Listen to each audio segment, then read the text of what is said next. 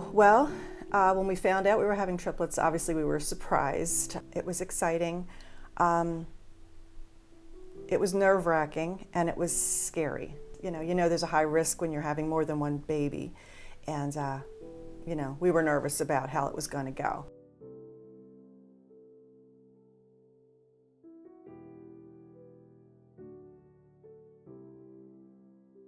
They were born extremely early, and whenever that happens, a myriad of things could go wrong. And we left the hospital with them, and you didn't really know. I remember the day that we were told that Sean was hearing impaired. That was like a definitive day, I do remember. You bring the babies home, you kind of do what you're doing, and then, he didn't pass his hearing test. So there was a phone call saying, yes, he's severely hearing impaired. The physical issues just kind of evolved. They had physical therapy very early on, and we could see, Matthew being more typical, we could see what he was doing, and maybe Sean wasn't able to do that. And it slowly kind of evolved. No one really was real quick to slap a label or a diagnosis on Sean, but you just kind of slowly started to see, he's delayed, something's not quite typical. As you go, you slowly accommodate for the needs, because even once you have a diagnosis of cerebral palsy, it's such a wide variation of what the issues could be.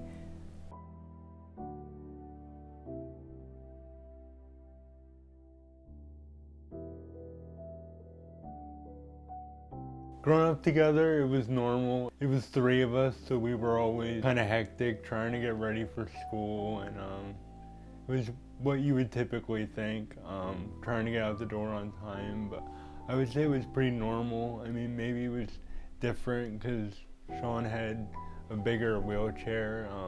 Kind of had to get him in the wheelchair, my parents did, but aside from that, it was pretty typical of what you would think. Our disability didn't really affect the relationship, which is a good thing. It was always kind of like this brotherly love. I know brothers are very difficult to live with, but my relationship with my brothers, not perfect, but excellent.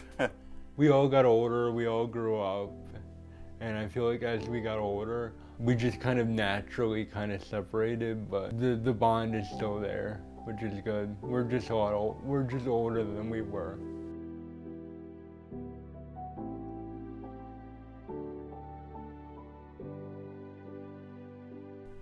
I'm a college student, and I know how college can be stressful sometimes, and it takes a lot of time and patience to overcome it.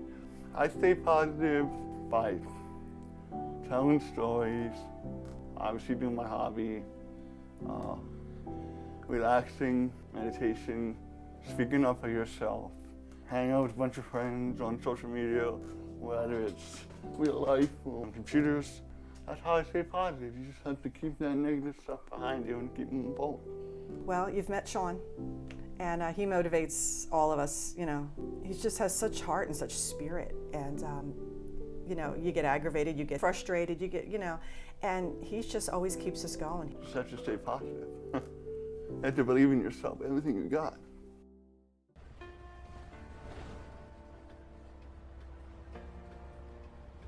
My favorite thing is to do is do hip-hop and R&B. Expresses my anger. And whenever I have a bad day and listen to music like that, it makes you feel better. Makes you motivated, ready to go, all pumped up and stuff. So yeah, that's my favorite thing to do. Yo, he's all the sweaty, he's all the heavy, the bottom sweating already. Mom's spaghetti, he's nervous.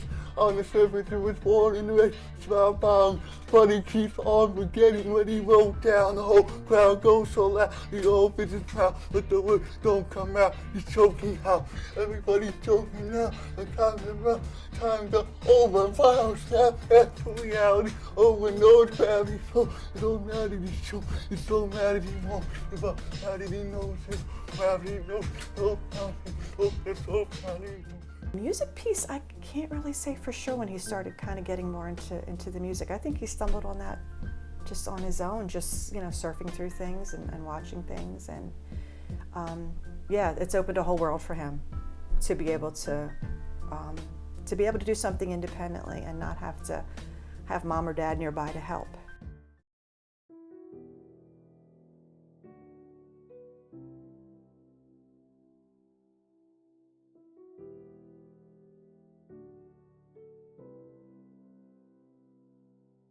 Sporting events have always been big in my family. You know, we've done baseball, we've done football, we've done hockey, you know, things like that. We went to Yankee Stadium, me and my family. We got a whole tour of the stadium. Then we were waiting there and the players actually came out like one by one, and we actually got to meet a lot of them. Like Derek Jeter and like Andy Pettitte and all the big guys at the time. Well, my experience playing for the Power Play Wheelchair Floor Hockey Club, it's unbelievable. It's been unbelievable. I won 2 championships and 2 trophies that I had. The Most Dedicated Player Awards back-to-back years in 2017 and 2018. And so far this year, I'm doing the best in my career high in points. So it takes a lot of patience and it takes a lot of skill and get better and better every day.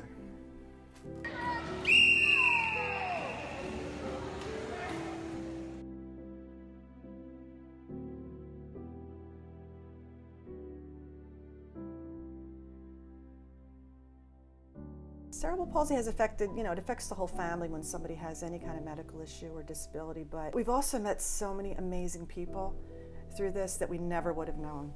You know, organizations we've become involved in that we never would have known about. And we've met so many incredibly inspiring, hardworking people, children, adults, and you know, those friendships and relationships never would have happened. So we're grateful for that, really. Easter Shields is a very good years old. We started in 2001.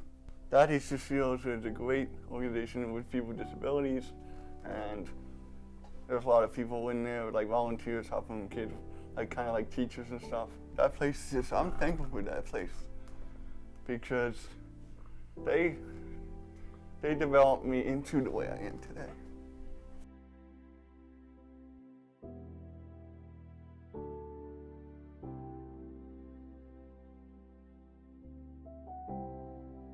I wanted to be treated like everybody else. When they look at me, I just want them to know that I can do everything. Anything is possible.